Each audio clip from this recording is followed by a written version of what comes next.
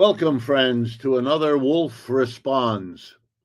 I want to talk about a remarkable letter released by Harvard University's President Alan Garber, in which Harvard rejects the demands and threats of the Trump administration,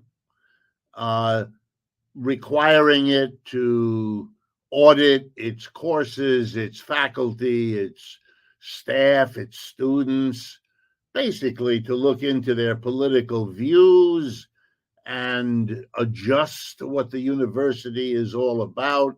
After doing so, the excuse is anti-Semitism. That's just a convenient cover. That is a real problem, but it is not a real way of dealing with it that this Trump administration is using it for.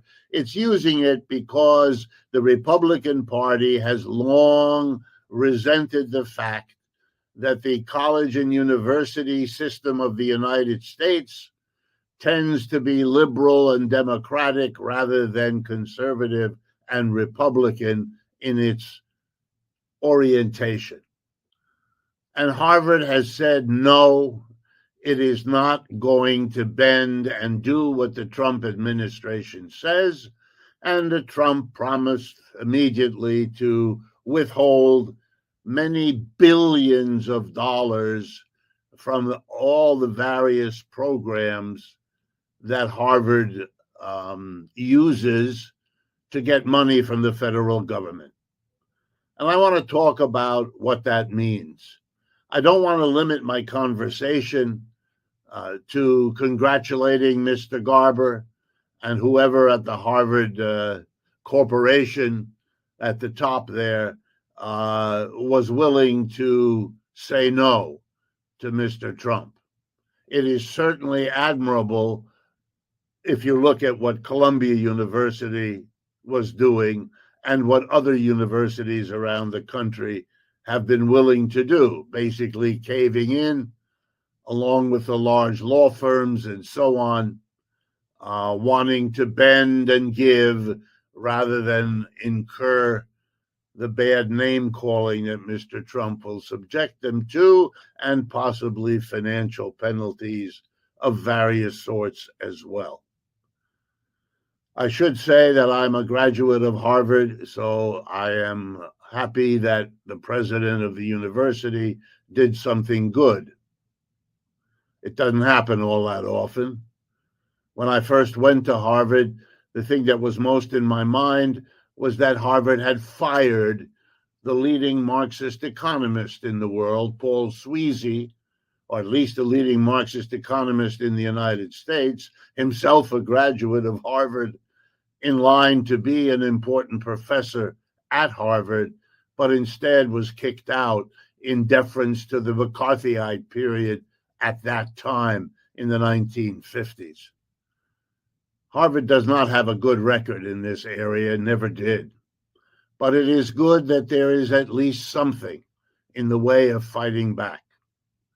But I think there's more at stake here, and that probably this more that I'm about to tell you about is what drove the Harvard decision.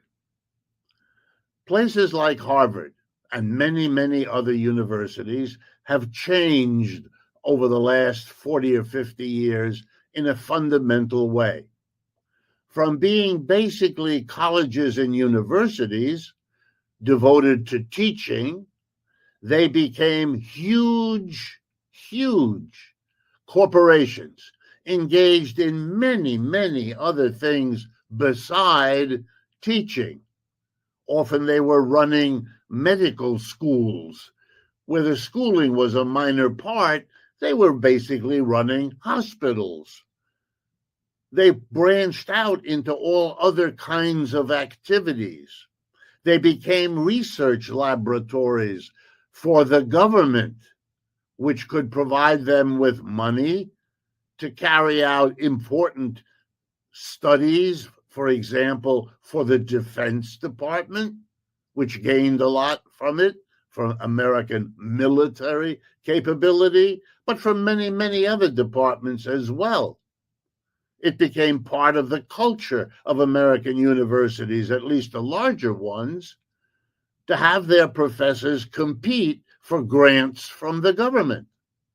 In fact, they would promote those who were successful at it and often fire those who weren't, building an ever denser network between the government and the universities. And they came to rely on each other. And mostly they thought, and I think they were right, that this was a mutually beneficial arrangement. For the government, it got the resources of highly educated people with a university position, allowing them to do the kind of research that would otherwise have been too expensive, too difficult.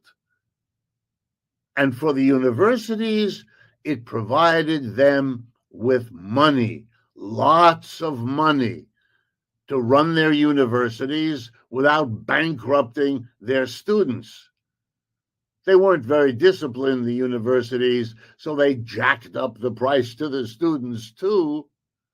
They were more interested in getting that new gymnasium or getting that new laboratory or getting some shiny new office and classroom buildings, all of that.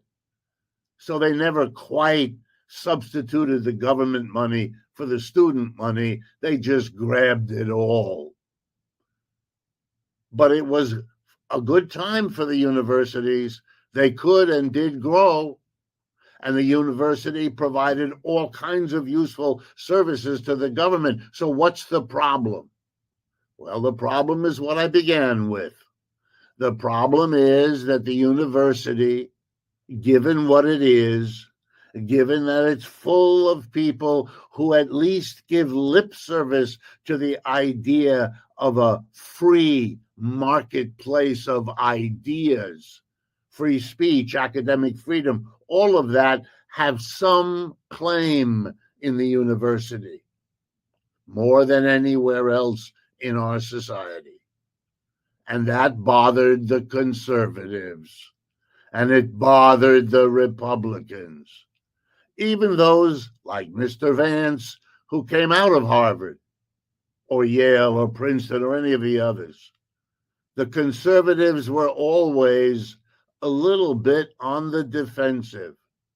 And Mr. Trump, for the conservatives, is, as he likes to say, their revenge, their ability to get back at an institution whose political coloration is a little bit too open-minded for the likes of the conservative businessman mentality that the Republicans prize above all else. And so it's time to go after the university.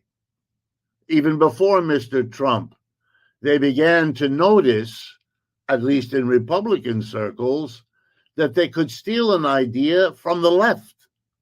The idea from the left was that universities with huge endowments have no claim for tax exemption.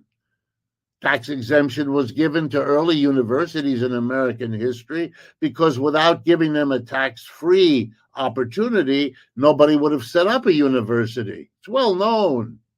Harvard, Yale, all of them are set up originally as Protestant minister schools, given a tax exemption because you couldn't have had a successful ministry without the schooling, and the schooling couldn't have happened if the school had to pay taxes.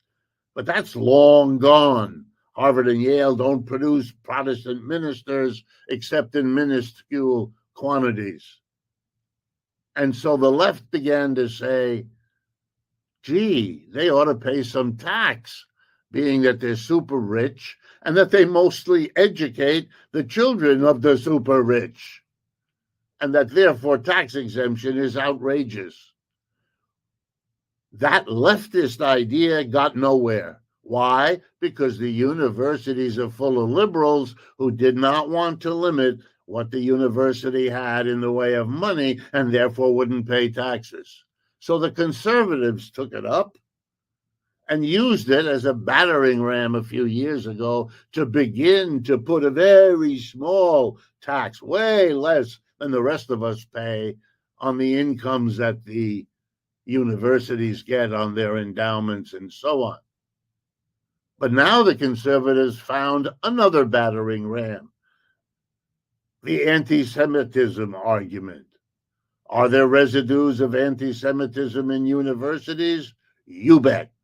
Are there residues of anti-Semitism in virtually every other institution in this country? You bet. They're not choosing the universities because it's more anti-Semitism there than anywhere else. No one should be fooled.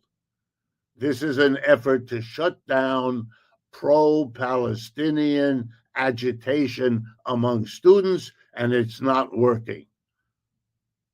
This country will discover that intimidating people with those points of view never shuts them up, not here and nowhere else. May make them go underground, may make them hide, may make them limit where and when they speak, but speak they do. And as the latest Harper's Magazine shows, the percentage of Americans more sympathetic with Palestine than Israel, already a plurality for Palestine, is going up, not down. And this repression is not changing that at all. But it is useful as an excuse so that Republicans can do what Mr. Trump is wanting them to do and what his fight with Harvard illustrated. Change the mood, change the politics, change the ideology of the university. And here's the irony of it all.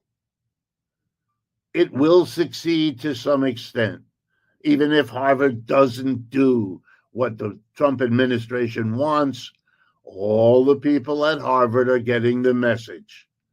You will be less likely to get a government grant the more you might be identified as liberal, Democrat, left-winger, anything like that. And that's what they want, to change the atmosphere. But the irony is not that. The irony is, by using money to do it, by cutting down what the university can do by squeezing its budget, you are undermining the very useful link between government and university, and that will weaken both of them in the years ahead. Done for the purpose of the Republican orange president, done for the purpose of the Republican GOP. In the name of anti-Semitism, you are breaking down one of the most useful collaborations the United States government had left.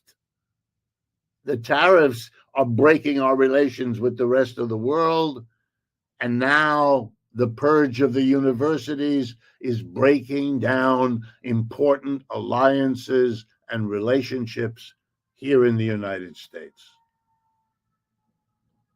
If interventions like these strike you as useful, as part of what ought to be the national conversation, then please share them. That's why we produce them. And of course, if you can see your way clear to helping us financially, that will enable us all the more to perform these functions. Thank you.